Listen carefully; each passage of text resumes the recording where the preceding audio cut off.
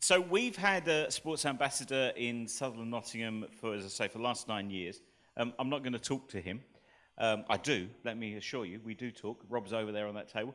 But we're going to talk to Ben. Ben is, for the last 4 years, have we run a sports intern, Rob? Something like that? Yeah, so we run a sports intern. We now have a wider intern program. We run a sports intern who's generally been with us a year, but this guy's so wonderful that he's on year 2. So we've heard a parish perspective. Ben, say a little bit about what you're doing in the diocese. Yeah, so I work as a sports ambassador intern, and the Royal Ministry Sport works predominantly with 16 to 40-year-olds. That's what we're targeting at. And I just love the role because a lot of people in that age group have their understanding of the Christian faith is a misunderstanding. So to be able to go, connect, show and tell, it's so outward focused and get to know people. It's fantastic. I love it, and it's great, and we're involved in many different things.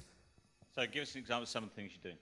Yeah, so I've got 4 things on my fingers in case I forget them. But we've got obviously supporting the local church. So across Nottingham Diocese, we've got over 300 Anglican churches that the role is cross-nomination. So if the local church, we do many things. If they have a vision, if they want to run some events, we can come and resource them and equip them.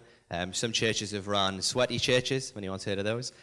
Some of them we've started, and they're now self-sustained. Some youth workers in that area that continue to do them. We've run nutrition courses in one of the poorest areas of Nottingham, where people have came from that community and are now involved in the church. The people in the church have got to know them. We've run other events. So a Mission Week, for example, someone got in touch with Bishop Tony, and they ran an event called Everyone Has a Story. We ran this massive event where there was mini Olympics and things like that. So if a church has a vision and wants to run an event, we can come and talk at the event or help them with their vision. Because a lot of them in churches say, 95% of the church's work is done by 5% of the people. So when we can come and deliver an event, it helps them out a lot. So that's the local churches, the work that we do. We also run different events across. So we run golf societies, we run walking football tournaments.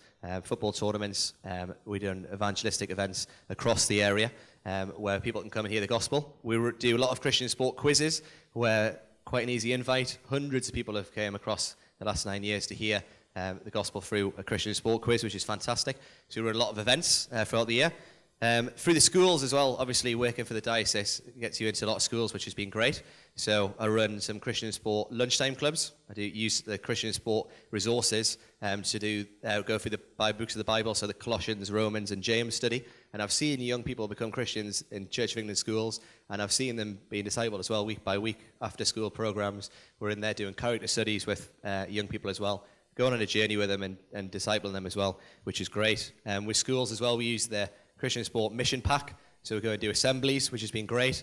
Being in many different schools, primary schools and secondary schools, doing those as well. So there's lots of different things going on in the schools work as well.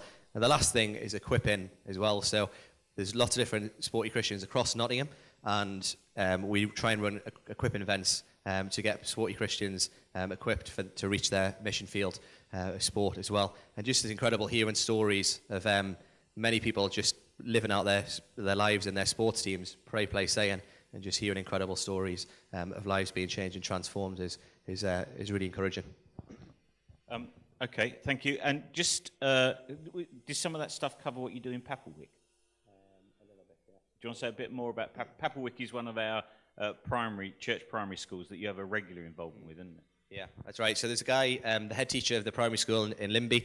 He heads up a men's momentum ministry. So he's been doing that for a lot of years. And just the difference it has when he kind of gets the vision and stuff is amazing. So he's let us come in, and myself and Rob have done after school programs and stuff. But I'm actually in the curriculum this term and stuff. So we've done assemblies with them as well.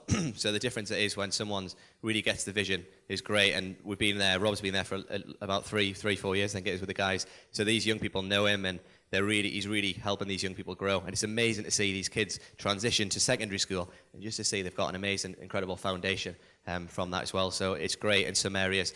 Obviously, I've mentioned there's 300 churches, Anglican churches, but we're trying to discern what churches to really work with, 10 to 15. We really work strongly with those and try and go on a journey with them as well. Yeah, I mean, it's finding those people of peace within the church, let alone outside the church, who you may want to work with. So just a couple of, from a diocesan-wide perspective, just a couple of challenges as to making it happen at a diocesan level?